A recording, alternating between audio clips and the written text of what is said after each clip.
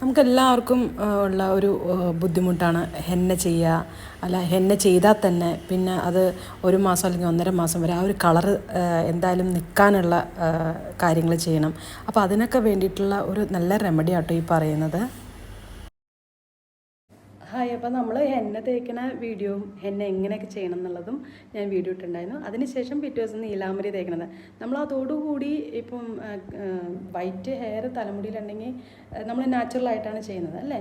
അപ്പോൾ നമുക്കത് കുറച്ച് നാളെങ്കിലും അത് നിലനിർത്തി പോകാൻ വേണ്ടി ഇങ്ങനെ ഒരു കാര്യം കൂടി ചെയ്യണം.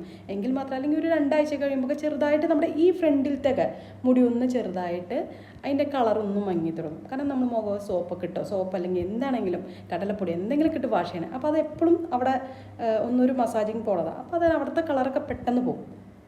ഇപ്പോൾ ഇവിടുത്തെ നമ്മൾ താരതമ്യപ്പെടുത്തുന്നതിനേക്കാളും ഇവിടെയൊക്കെ പെട്ടെന്ന് പോകും. അപ്പോൾ അതില്ലാതിരിക്കാൻ നമ്മൾ എന്ത് ചെയ്യണം? വളരെ എളുപ്പമുള്ളതാണ്.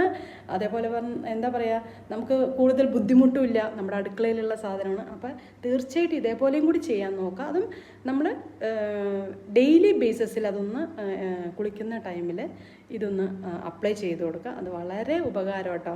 അത് എൻ്റെ അനുഭവത്തിൽ നിന്ന് ഞാൻ പറയണതാണ്. അപ്പോൾ നമുക്ക് എന്താണ് ആ വീഡിയോ എന്ന് നമുക്ക് നോക്കാം.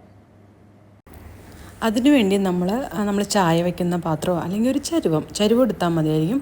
അതിലേക്ക് 3 4 ഒരു 4 കൂടുതലായാലും അതൊരു 5 ഗ്ലാസ് ആയാലും കുഴപ്പമില്ല. കാരണം അത് ചിലർക്ക് മുടിക്ക് നല്ല തിക്നെസ് ഉണ്ടാവും, അതല്ലെങ്കിൽ നല്ല നീട്ടം ഉണ്ടാവും. അങ്ങനെയൊക്കെയുള്ളവർ കുറച്ചും കൂടി കൂടുതലെടുക്കാം.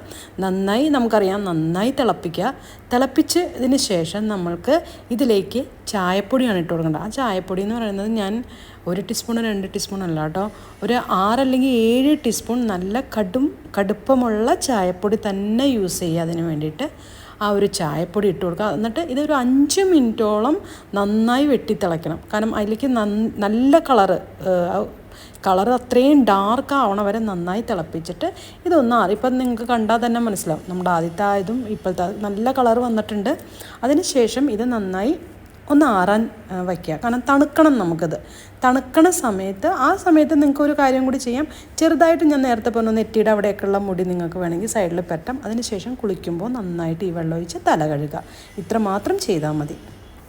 അപ്പോൾ ഈ ഒരു ഇത് നമുക്ക് നീലാംബരി കിട്ടേൻ്റെ 2 ദിവസം കഴിഞ്ഞതിന് ശേഷം ഇത് ഡെയിലി ബേസിസിൽ ഈ ഒരു വെള്ളം ഒഴിച്ച് നമുക്ക് തലമുടി കഴുകാം. തല നല്ലോണം കഴുകിയതിന് ശേഷം ഈ ഒരു വെള്ളം യൂസ് ചെയ്യുക. വളരെ വളരെ എഫക്റ്റീവാണ് ഇത്. അപ്പോൾ എല്ലാവരും ഇത് ട്രൈ ചെയ്ത് നോക്കാം.